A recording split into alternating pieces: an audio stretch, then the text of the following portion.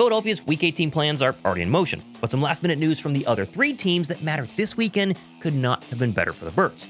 Plus why everybody is forgetting that some starters have to play on Sunday, what a solid Tanner McKee performance could mean for the Eagles going forward, and one surprise injury report I hope isn't serious. Thomas Mott, this is the Thomas Mott Show.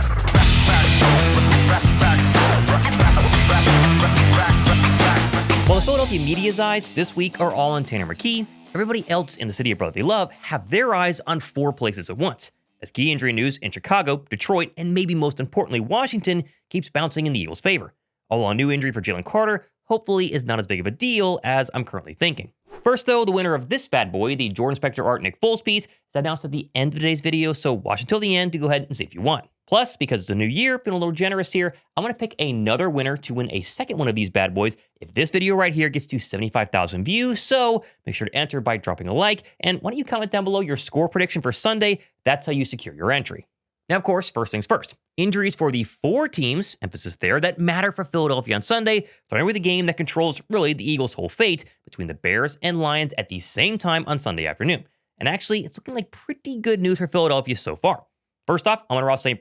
he returned to practice yesterday for Detroit after a lot of people thought he'd be a healthy scratch in Week 18 because he's dealing with a joint kind of knee and ankle issue. Although thankfully, St. Brown shot down those rumors during his press conference a couple of days ago and did confirm he will play along with the rest of the Lions starters this coming weekend. Philadelphia's number 2 overall seed hopes could not be relying on a better football team than Dan Campbell's Lions. Like, you need somebody who's already eliminated to actually play hard. It's Dan Campbell getting his guys ready to go, and all the starters are going to play, including Amon-Ra St. Brown. I think they have a real chance to go ahead and upset the Chicago Bears.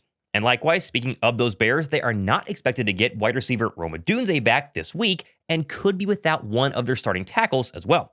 Still, though, there is some good news for Chicago as Luther Burden, the rookie wide receiver, who was carted off the field last week late in that game, was back at practice yesterday and he should play. Flipping over to the Eagles' actual opponent on Sunday, though, and it is confirmed that both Marcus Mariota and star tackle Laremy Tusnil will not play on Sunday.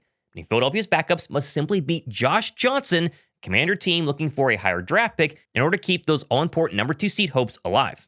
And on top of Mariota not playing, there's currently a sickness, potentially a flu, going around the Commander locker room the past couple of days. As Laremy Tunsil's backup, he's been sick the past couple of practices, along with wide receiver Treylon Burks, who right now is currently their number 2 overall wide receiver. So again, we don't wish that anybody misses this game on Sunday because they're injured, but if there was a game to miss, it's okay to go ahead and sit out Week 18 for any of the Commander starters. Of course, Philadelphia is going to sit a ton of players. We already know this. They're going to rest most of their starters. Talk about that in a second. But they did release an injury report at the end of this week. And there's only one little worry that I actually have to talk about here, and that is Jalen Carter suddenly not participating yesterday due to a hip injury.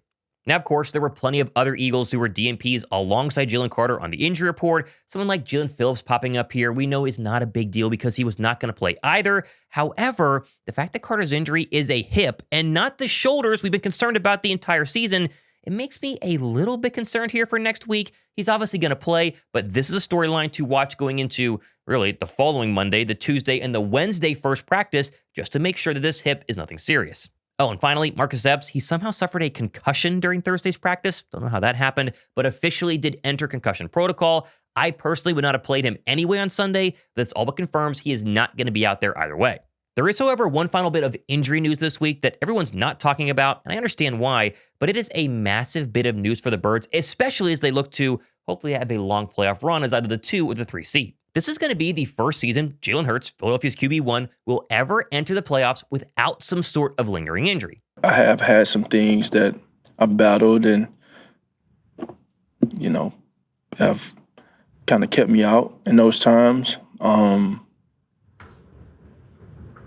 But not here in that situation today. For example, in 2021, Jalen Hurts' ankle injury was so bad late in December, he was seen wearing a walking boot at one time and eventually had surgery the following February.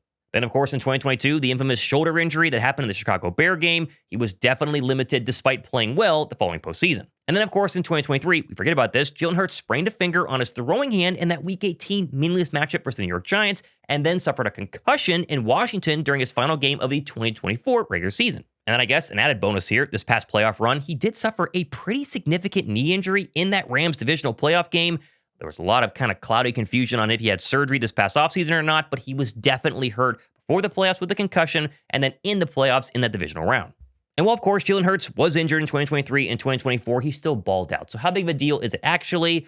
Well, my one hope right now for a floundering Eagle offense is that because he is healthy, they'll finally take all the training wheels off, let him run around like crazy, design quarterback runs next week in the playoffs. We'll see. But again, thumbs up, at least he's healthy. Still, though, injuries aside, Jalen Hurts doesn't really matter this week because he's not going to go ahead and play, which leads to my main question of the day. Which starters are actually going to be forced to play versus the Commanders? Because everyone seems to have forgotten that no NFL team has enough players on a 53-man roster to bench all 22 starters on both offense and defense.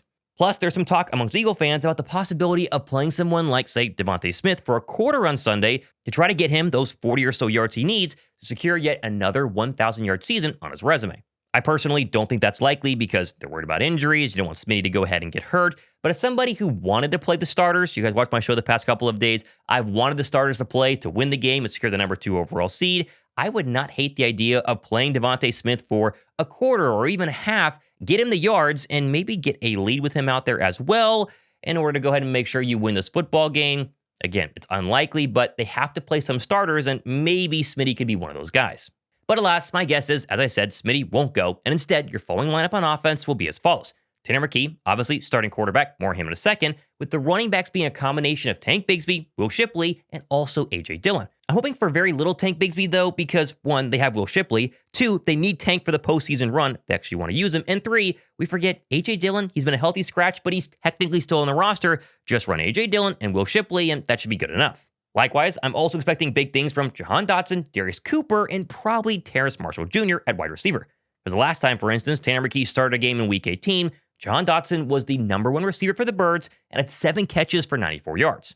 Darius Cooper, on the other hand, he's going to get the most amount of reps we've seen since his legendary preseason run, and sure sounds like he's pretty darn excited for this opportunity. I'm hoping number 80 goes out there and has a great day. Get a shot to go out there and play more than you're asked to in the season. It's always a blessing you got to take full advantage of your opportunity. Which leads to the 2 actual starters who are all but guaranteed to play on offense on Sunday. That'll be on the offensive line. Fred Johnson, currently a starter because Lane Johnson has been out, but Tyler Steen, he has to start as well because of the numbers or lack thereof of offensive line bodies going into this weekend. With the same going for the defensive side of the football, you're likely going to have to play guys like Mora Jomo, Nolan Smith, and Jalix Hunt.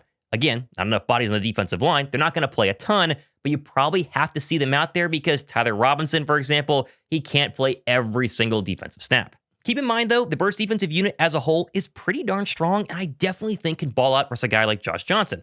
I mean, go back to the last time they all played together as a unit. That was the preseason, and in 2 of those 3 games that weren't named Joe Burrow, they gave up less than 20 points and honestly looked pretty good. Still, though, if there's one main reason why Philadelphia is going to win on Sunday, it's not the Bird defense, it's not Darius Cooper, it's Tanner McKee and Tanner McKee alone. This time last season, the whole McKee legend was really born as he played absolutely fantastic in mop-up duty versus the Dallas Cowboys in Week 17. And then we forget about his Week 18 performance where he lit up the Giants, who did play their starters, alongside his fellow backups for over 200 yards and 2 touchdowns. And of course, you might have forgotten, but onlookers at Eagles training camp in August were marveling at backup quarterback Tanner McKee, who sounds even more confident in his abilities this time around in the regular season. Obviously super excited for the opportunity, but, feel like each week leading up I've been preparing like I'm going to play in case I do. And so I feel like the preparation's been pretty similar. It's nice to get more reps in practice, obviously. But yeah, just really excited for the opportunity. It's obviously fun when something's on the line, but, anytime you get out, it's an opportunity to go out and perform and to play. That's what we do. And so if there was nothing on the line or if it was the Super Bowl, you're going to approach the game the same way. It's an opportunity to go out and play the game. Plus, don't forget about the impact this game could have on Tanner McKee's future as a starting quarterback in the National Football League. If he goes out there on Sunday and balls out, there are going to be a lot of phone calls to Howie Roseman. I can guarantee at least one football team who's going to try to trade for him to maybe get their new starting quarterback in 2026. I count at least 5 teams entering next season who definitely need a quarterback. Only one of them is going to get Fernando Mendoza, with someone like, say, Amon-Ra St as a real trade landing spot for McKee, where he could finally get his chance to start as a quarterback in the National Football League. And while I know if Tanner McKee plays well, the one downside on Sunday is that there will be people in the media saying, Tanner McKee over Jalen Hurts, maybe we have that discussion. Don't fall for that. You want Tanner McKee to play well because, again, that means someone could make a phone call in March or April and offer Philadelphia a pretty high draft pick if they think he can be a starting quarterback of the future. Now, again, we always want to have a good backup quarterback in the National Football League. I don't want McKee to go, but if you get offered a second-round draft pick, a third-round draft pick, maybe a player that you need, it would make a ton of sense to root for a positive Tanner McKee game, even though most of us think he's probably going to ball out no matter what. In the end, though, I'll still say I would have 100% played the starters at least for a half on Sunday just to guarantee a win and a chance at the number 2 overall seed. But a couple days later, I am at peace with Nick Sirianni's decision to roll with the backups and, of course, get healthy. And despite continued struggles by the starting offense the entire year, that leaves a little cloud of doubt over their playoff chances. I love what Jordan Mailata said to the media just yesterday as the Birds' January officially begins. They've been there, they've done that, and the NFL better pray they don't get hot the next couple of weeks. Why is the confidence so high? The guys we have. I think we've been here before. We've been doubted before. We've had these same questions heading into playoffs last year.